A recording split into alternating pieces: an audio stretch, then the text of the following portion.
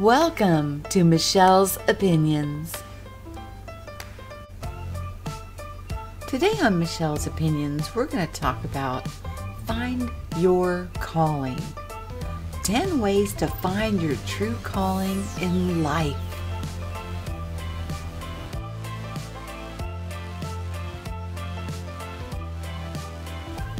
We touched on this on the live stream the other day, but I found more information that I wanted to share with you guys in hopes that it helps us all grow more in this understanding of what we're doing.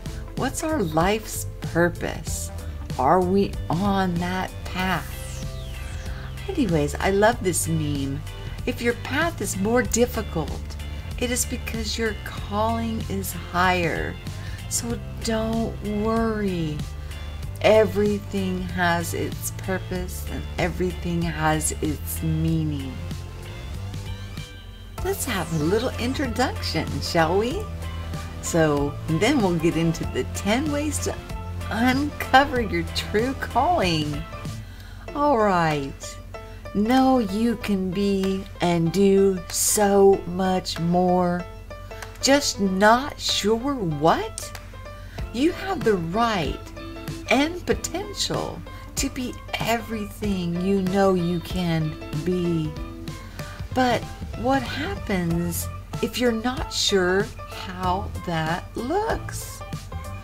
Callings to a life in which you feel fulfilled, of service, connected, vibrant, and truly alive don't necessarily shine like guided beacons ahead. But there are ways you can actively pursue and bring your purpose to you.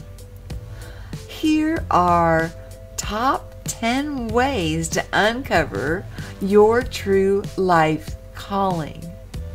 The article I will be using will be listed in the show more notes, and it is written by Allison Ottaway. I hope you guys enjoy this and get a lot from it.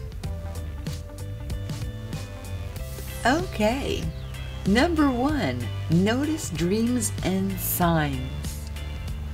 The subconscious has ways of letting you know that you're heading in the right direction. Pay attention to the things that happen in your life, the people you meet, the things you notice, the places you are drawn to. Upon waking, actively connected to your dreams. Keep a pad next to your bed and write the things down that you see in your dreams. Let their symbolism work on you.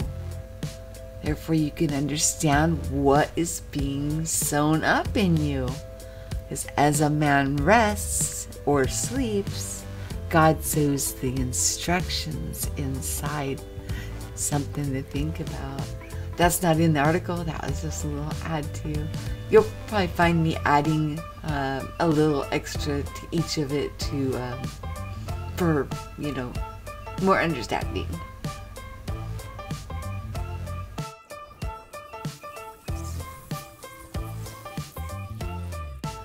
I have put number 2 and number 3 together since they're both so short.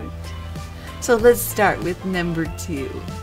Prioritize expressing yourself in whatever you find enjoyable. If you want to be fully yourself and find your path in life, creativity is not a luxury. You must carve time for it. I know a lot of friends that are artists and they are so talented. And then they carve out the time for it, but in that time they get the best inspiration and the most peace. It's wonderful. And their creations, their art, is expressions of what is going on within them, and it shows it in the beauty of the artwork. Number 3, think. Think about what you used to love. Our callings are very often things that we loved to be or do when we were very young. Before we were asked to fit in, how did you play as a child? What did you love to do? What were you curious about? How did you think? We always must find that inner child. You know, before the weight of the world came down on our shoulders, where we didn't have to worry about anything, we could play all day till the street lights came on and just enjoy ourselves. Back to those times, what was it that piqued your interest? What did you do that brought you joy? How did you have fun with your friends? What games did you play? When you played pretend, were you a fireman? What did you do? Some things to think about. And they are important because we seem to lose those things as we get older, because responsibility takes over and our inner child gets lost. But our inner child is still in us, just wanting to come out and play. Okay, now we're on number 4. Notice what feels good. Callings feel good.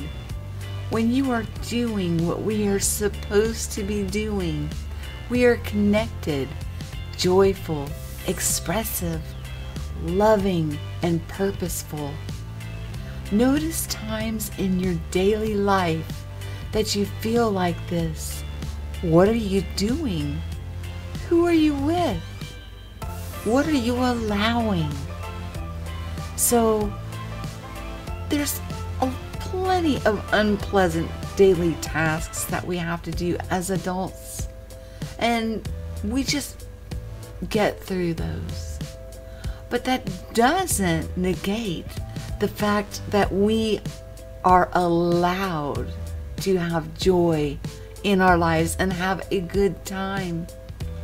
And if you're having a good time and you're bringing joy and happiness, it is contagious. So if you're having joy and bliss and happiness, then the people that you're around are having that very same thing going on within them.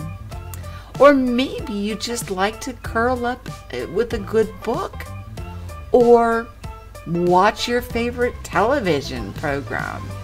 But remember, television is somebody else telling their vision, and they're programming it. So always be aware that you want to be living your life, not vicariously through somebody else's. And once you find that it is your own life that you are living and you've taken control of it, the joy and the expressive and loving and purposeful life that you're meant to lead will just pop out and will be there for you.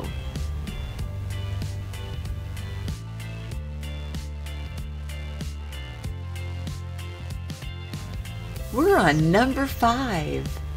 Turn down the distractions. Distractions like TV, shopping, and drinking serve only to keep you stuck.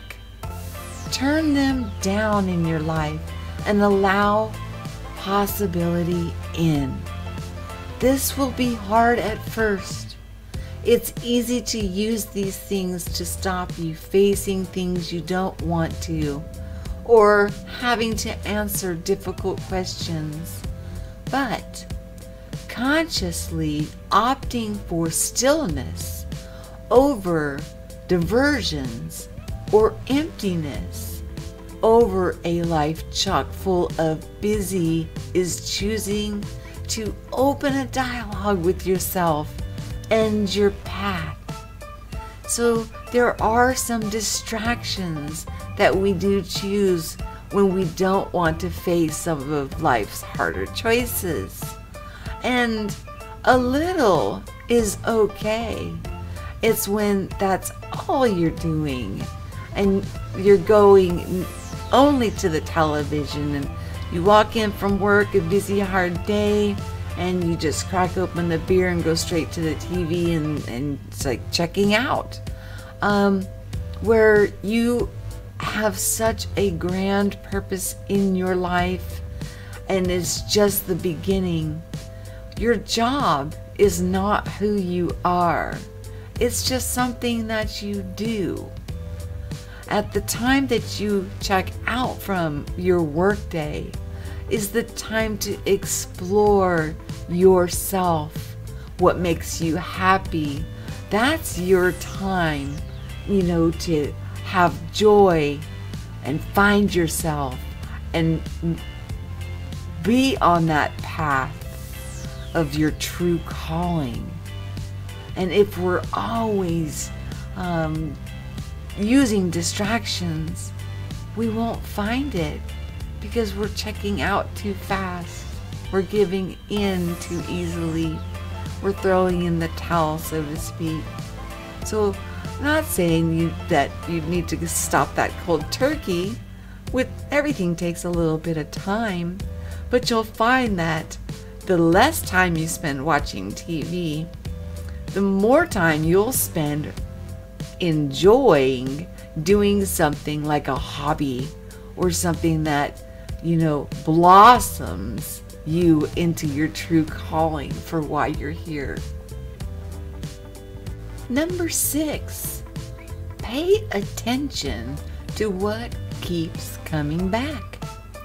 The things that are always true for you won't go away, are really important in discovering your calling. Are you always making up amazing stories to entertain the children in your life? Every time you feel at a loss, do you find yourself in the kitchen creating? Keep thinking about that niggle of an idea about moving to the Mediterranean. These current or recurrent things are giving you clues as to what will really satisfy you.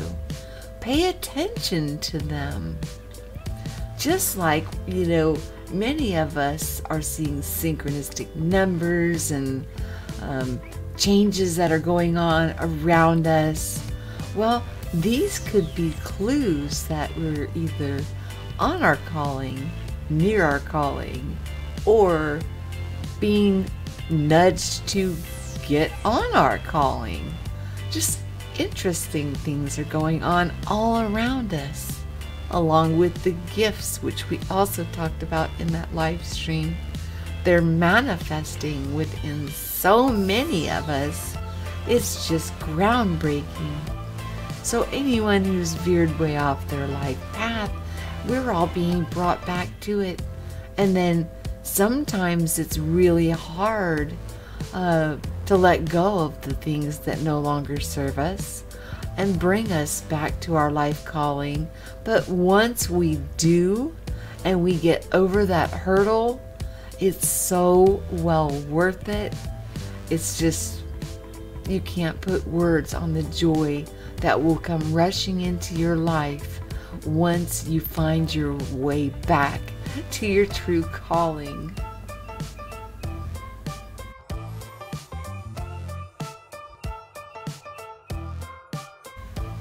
Number 7, if you've got a hunch, give it a go.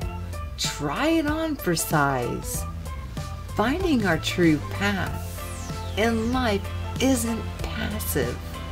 It won't appear in a puff of smoke.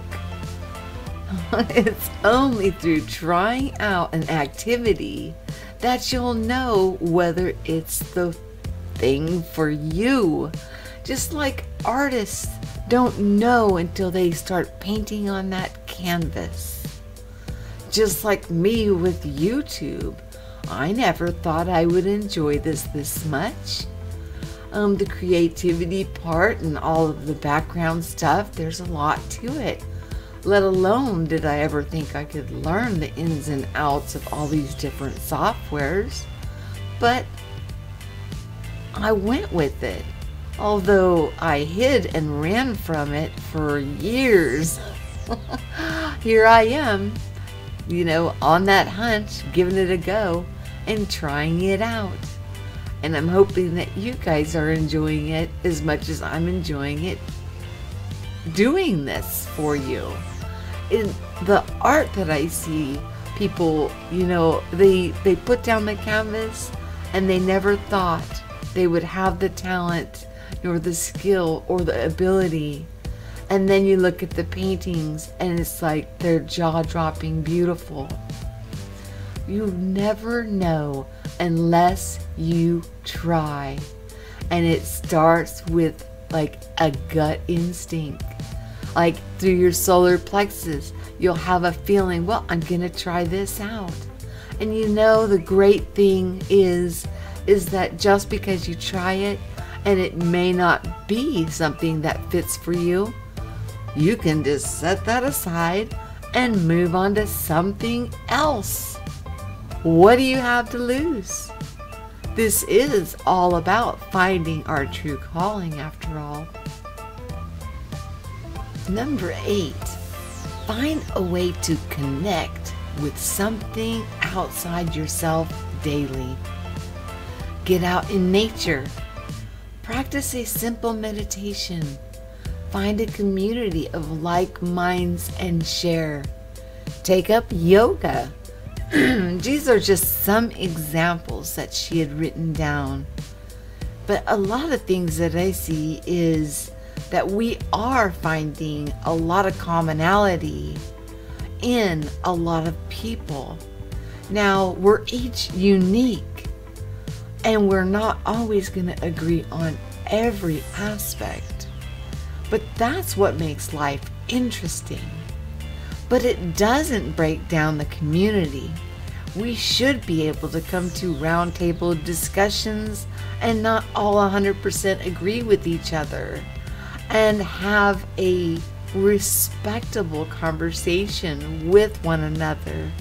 And that is a way of connecting with something or someone outside of yourself daily.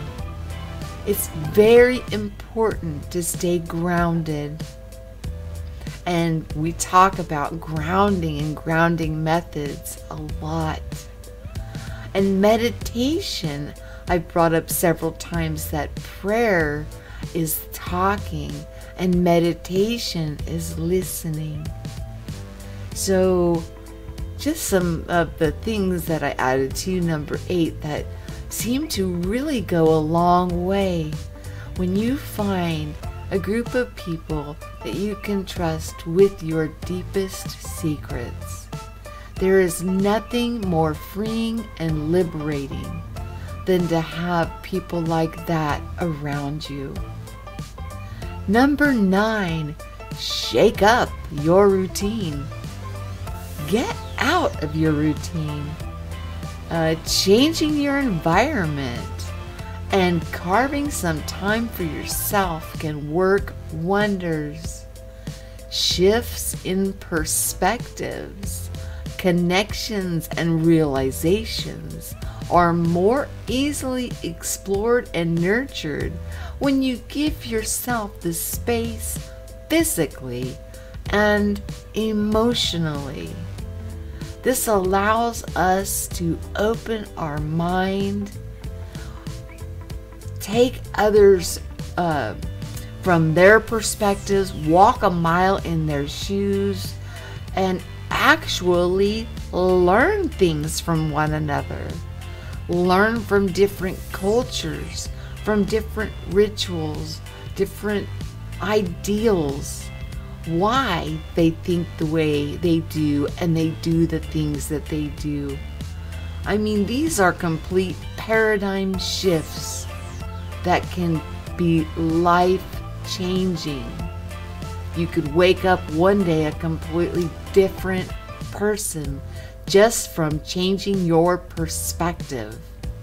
We call them shifts, or jumping onto maybe another timeline. Hey, after all, we all live in different time zones.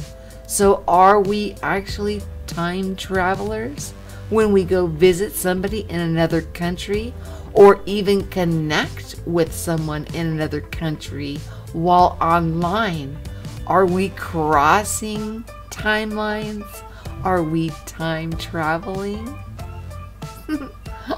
I just thought I'd throw that in there. It's true. And also kind of humorous, because it is so true.